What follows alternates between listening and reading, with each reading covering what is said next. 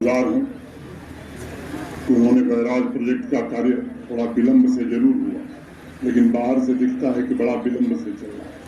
जब काम होता है तो इतने अवरोध आते हैं, उन अवरोधों को समाप्त करना और काम को पूरा करना स्वयं में एक चुनौती होती है।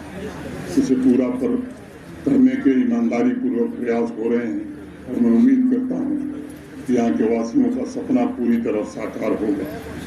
जब जम्मू में तवी नदी में एक भी नाला न गिरे, उसे पूरी तरह प्रदूषण मुक्त बनाया जाए, इसके लिए भी अनेक काम हुए और मुझे बताया गया है कि जुलाई अगस्त तक बाकी जो काम है वो पूरे कर लिए जाएंगे। मैं उपस्थित अपने प्रशासन के सभी सहयोगियों से ये जरूर कहना चाहूँगा कि आज की भव्य आरती में एक नए युग का तो आरंभ किया ही है, लेकिन अब आपके कंधों पर एक बड़ी जिम्मेदारी डालती है। आपको ये सुनिश्चित करना होगा कि हर एक संबंधित डिपार्टमेंट भव्य तवी और दिव्य जम्मू का शिल्पकार जम्मू के नागरिकों से आगे बढ़ करके बने।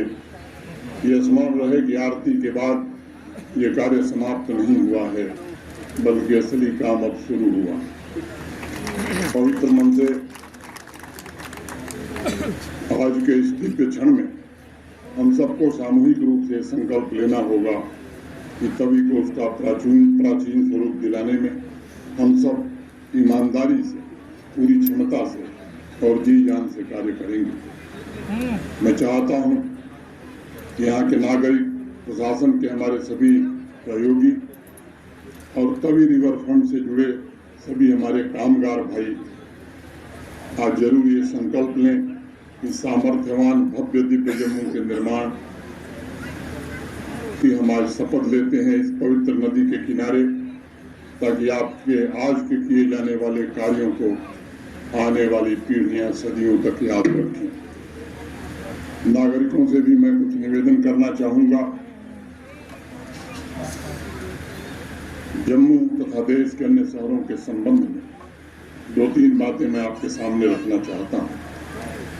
हमारे अधिकांश शहर इसलिए गंदगी के शिकार हैं क्योंकि समाज और शहर के नागरिकों ने अपने अपने शहरों पर गर्व करना छोड़ दिया।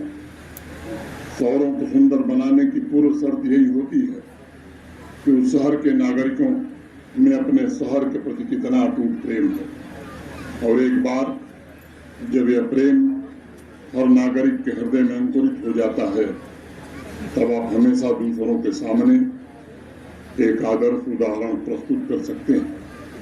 अगर आपके मन में ये विचार गहरा जाए, ये मेरा शहर है, यह मेरी संपदा है और मुझे इस शहर को अपने घर से सुंदर रखना है, तब आप एक समर्थ और सुंदर शहर बना सकते हैं। हमें शहर को सुंदर और स्मार्ट बनाने की साझी जिम्मेदारी को भी समझना चाहिए।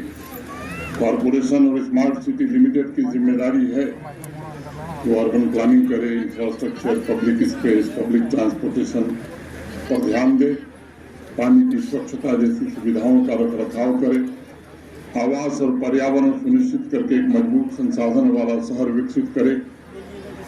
जम्मू स्मार्ट सिटी लिमिटेड ने बीते कुछ वर्षों में जम्मू में अनेक अविश्वसनीय कार्य किए हैं। चाहे रघुनाथ बाजार के पास पुराने क्षेत्र में हेरिटेज ट्रेल परियोजना हो, रेजिडेंसी रोड का अपग्रेडेशन हो, गांधीनगर में संपूर्ण सड़क विकास हो, ये सभी प्रोजेक्ट्स कमर्शियल जोन को वाइब्रेंट और पीपल फ्रेंडली बनाने के एक उत्कृष्ट उदाहरण है। आम नागरिकों की क्वालिटी ऑफ लिविंग के लिए पनामा चौक, बलिदान स्तंभ, Jammu university, Ranveer canal areas में ग्रीन स्पेस डेवलप किए गए। अभी मेरे पूर्व बताया गया इलेक्ट्रिक बसों के द्वारा ग्रीन मोबिलिटी के संकल्प को साकार किया जा रहा है। Integrated command and control centre, intelligent traffic management system ये सुनिश्चित कर रहा है कि शहर का ऑपरेशन स्मूथ हो सके। लेकिन मैं मानता हूँ शहर के ऑपरेशन की उतनी ही जिम्मेदारी शहर के नागरिकों की भी होती है। स्मार्ट सिटी लिमिटेड पार्क का निर्माण कर सकती है, लेकिन उसे जीवंत स्पेस बनाने की जिम्मेदारी वो यहाँ के नागरिक ही कर सकते हैं।